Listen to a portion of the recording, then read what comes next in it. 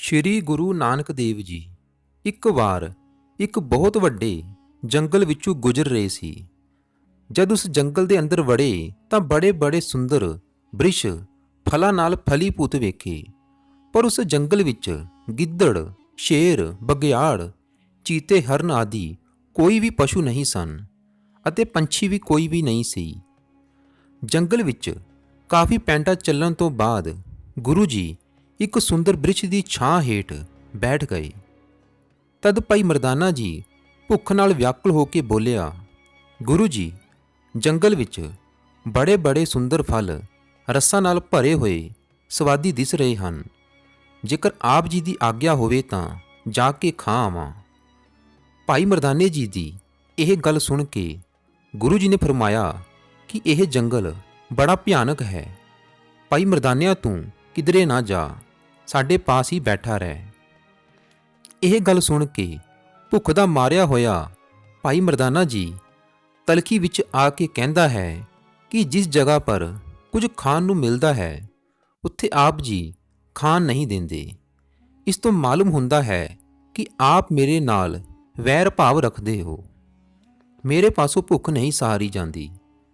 ਇਸ ਤਰ੍ਹਾਂ ਆਯੋਗ ਬਚਨ ਕਹਿ ਕੇ ਆਗਿਆ ਲਿੱਤੇ ਤੋਂ ਬਿਨਾਂ ਹੀ ਭਾਈ ਮਰਦਾਨਾ ਜੀ ਉਸ ਜੰਗਲ ਵਿੱਚ ਇੱਕ ਪਾਸੇ ਨੂੰ ਚਲਾ ਗਿਆ।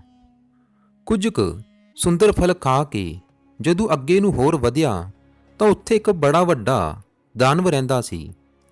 ਇਸ ਨੇ ਜੰਗਲ ਵਿਖੇ 2000 ਕੋਹਾਂ ਤੱਕ ਕੋਈ ਪਸ਼ੂ ਪੰਛੀ ਨਹੀਂ ਛੱਡਿਆ ਸੀ।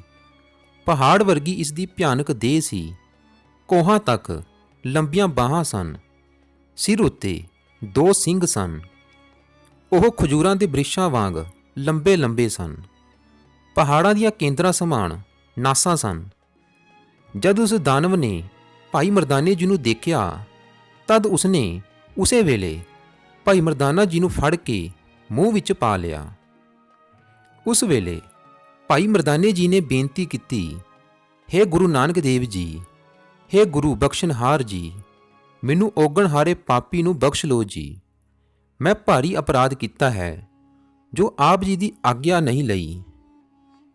ਉਸ ਵੇਲੇ ਗੁਰੂ ਜੀ ਨੇ ਪਹਿਲੇ ਤਾਂ ਇਹ ਕਿਰਪਾ ਕੀਤੀ ਕਿ ਰਾਖਸ਼ ਦੇ ਦੰਦਾਂ ਤੋਂ ਭਾਈ ਮਰਦਾਨਾ ਜੀ ਨੂੰ ਬਚਾ ਲਿਆ ਅਤੇ ਭਾਈ ਮਰਦਾਨਾ ਸਾਬਤ ਹੀ ਅੰਦਰ ਚਲਾ ਗਿਆ।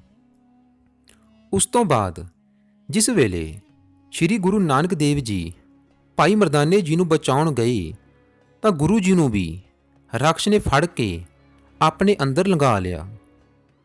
ਉਸ ਵੇਲੇ ਗੁਰੂ ਦੇਵ ਜੀ ਭਾਈ ਮਰਦਾਨੇ ਨੂੰ ਜਾ ਕੇ ਮਿਲੇ ਤੇ ਬੜਾ ਧੀਰਜ ਦਿੱਤਾ। ਐਸੀਆਂ ਕਠਿਨ ਜਗ੍ਹਾ ਤੇ ਗੁਰੂ ਬਿਨਾਂ ਕੋਈ ਸਹਾਇਤਾ ਨਹੀਂ ਕਰ ਸਕਦਾ। ਇੱਕ ਗੁਰੂ ਹੀ ਸਹਾਇਕ ਹੁੰਦੇ ਹਨ। ਤਿੱਥੇ ਤੂੰ ਸਮਰੱਥ ਜਿੱਥੇ ਕੋਈ ਨਾਹੀਂ, ਉੱਥੇ ਤੇਰੀ ਰੱਖ ਅਗਨੀ ਉਦਰ ਮਾਹੇ। ਉਸ ਰਾਖਸ਼ ਦੀ 2 ਕੋਹ ਦੇਹ ਲੰਬੀ ਸੀ। ਗੁਰੂ ਸਾਹਿਬ ਜੀ ਨੇ ਵੀ ਉਤਨੀ ਦੇਹ ਵਧਾ ਲਿੱਤੀ। ਜਦ ਉਸ ਦਾ ਸਰੀਰ ਫਟਣ ਲੱਗਾ ਉਸਨੇ ਇੱਕ ਜਨ ਤੱਕ ਆਪਣੀ ਦੇਹ ਕਰ ਲਈ। ਗੁਰੂ ਨਾਨਕ ਦੇਵ ਨੇ ਵੀ ਉਤਨੀ ਦੇਹ ਹੋਰ ਵਧਾ ਲਈ। ਜਦ ਉਸ ਰਾਖਸ਼ ਨੂੰ ਫੇਰ ਕਸ਼ਟ ਹੋਇਆ ਤਦ ਉਸਨੇ 2 ਯੋਜਨ ਤੱਕ ਆਪਣੀ ਦੇਹ ਹੋਰ ਵਧਾ ਲਈ। ਇਹ ਵੇਖ ਕੇ ਗੁਰੂ ਜੀ ਨੇ ਵੀ ਉਤਨਾ ਸਰੀਰ ਵਧਾ ਲਿਆ। ਜਦ ਉਸ ਦਾਨਵ ਨੂੰ ਫਿਰ ਭਾਰੀ ਦੁੱਖ ਹੋਇਆ ਤਾਂ ਉਸਨੇ 9 ਯੋਜਨ ਤੱਕ ਆਪਣੀ ਦੇਹ ਵਧਾ ਲਈ। ਗੁਰੂ ਸਾਹਿਬ ਜੀ ਨੇ ਵੀ 9 ਯੋਜਨ ਤੱਕ ਅਰਥਾਤ 36 ਕੋਹ ਤੱਕ ਦੇਹ ਹੋਰ ਵਧਾ ਲਈ। ਇਸ ਤੋਂ ਅੱਗੇ ਹੋਰ ਆਪਣੀ ਦੇਹ ਉਹ ਦਾਨਵ ਨਾ ਵਧਾ ਸਕਿਆ। ਜਦ ਉਹ ਨਿਰਬਲ ਹੋ ਗਿਆ ਤਾਂ ਆਪਣੇ ਜੀਵਨ ਦੀ ਆਸ ਦੂਰ ਕਰ ਦਿੱਤੀ। ਅੱਖਾਂ ਬਾਹਰ ਨਿਕਲ ਆਈਆਂ ਤੇ ਸਰੀਰ ਫਟ ਗਿਆ ਅਤੇ ਭਵਾਟਣੀ ਖਾ ਕੇ ਜ਼ਮੀਨ ਤੇ ਡਿੱਗ ਪਿਆ। ਉਸ ਦੇ ਡਿੱਗਣ ਨਾਲ ਉਸ ਦੇ ਹੇਠਾਂ ਆਏ ਸਭ ਬ੍ਰਿਸ਼ ਚੂਰ ਹੋ ਗਏ।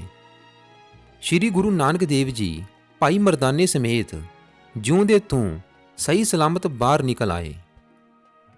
ਉਸ ਵੇਲੇ ਉਸ ਰਾਖਸ਼ ਦੀ ਰੂਹ ਨੇ ਬੜੀ ਨਿਮਰਤਾ ਨਾਲ ਸ੍ਰੀ ਗੁਰੂ ਨਾਨਕ ਦੇਵ ਜੀ ਦੀ ਉਸਤੁਤੀ ਕੀਤੀ। ਉਸਤੁਤੀ ਕਰਕੇ ਜਦ ਵਿਮਾਨ ਪਰ ਚੜ੍ਹ ਕੇ ਸੱਚਖੰਡ ਵਿੱਚ ਜਾਣ ਲੱਗਾ ਤਦ ਭਾਈ ਮਰਦਾਨੇ ਜੀ ਨੇ ਪੁੱਛਿਆ, ਤੂੰ ਕੌਣ ਹੈ? ਉਸ ਵੇਲੇ ਉਸਨੇ ਆਪਣੀ ਕਥਾ ਸੁਣਾਈ ਕਿ ਪਿਛਲੇ ਜਨਮ ਵਿਖੇ ਮੈਂ ਰਾਜਾ ਜਨਕ ਜੀ ਦੇ ਪਾਸ ਨੌਕਰ ਸੀ। ਰਸੋਈ ਦਾ ਸਾਰਾ ਕੰਮ ਮੈਂ ਤਿਆਰ ਕਰਦਾ ਸੀ। ਇੱਕ ਦਿਨ ਰਾਜੇ ਜਨਕ ਜੀ ਨੇ ਸੰਤਾਂ ਨੂੰ ਨਿਮਨ ਦੇ ਕੇ ਮੈਨੂੰ ਕਿਹਾ ਕਿ ਕੱਲ ਸੰਤਾਂ ਨੇ ਭੋਜਨ ਛਕਣ ਆਉਣਾ ਹੈ ਤੇ ਚੰਗੀ ਤਰ੍ਹਾਂ ਸੋਹਣਾ ਭੋਜਨ ਤਿਆਰ ਕਰਨਾ ਹੋਵੇਗਾ। ਰਾਜਾ ਜੀ ਦੇ ਕਹਿਣ ਤੇ ਭੋਜਨ ਤਾਂ ਮੈਂ ਚੰਗਾ ਤਿਆਰ ਕੀਤਾ, ਪਰ ਮੈਨੂੰ ਭੁੱਖ ਲੱਗੀ ਹੋਈ ਸੀ, ਜਿਸ ਕਰਕੇ ਮੈਂ ਛਿਪਾ ਕੇ ਭੋਜਨ ਪਹਿਲਾਂ ਹੀ ਖਾ ਲਿਆ।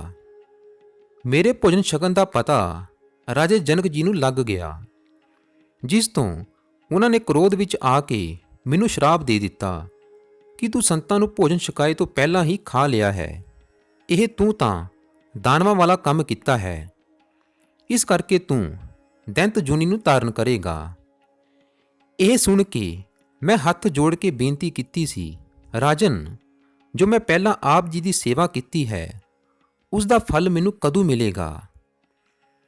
ਰਾਜੇ ਜਨਕ ਜੀ ਨੇ ਕਿਹਾ, ਕਲਯੁਗ ਵਿਖੇ ਈਸ਼ਵਰ ਅਵਤਾਰ ਸ਼੍ਰੀ ਗੁਰੂ ਨਾਨਕ ਦੇਵ ਜੀ ਹੋਣਗੇ।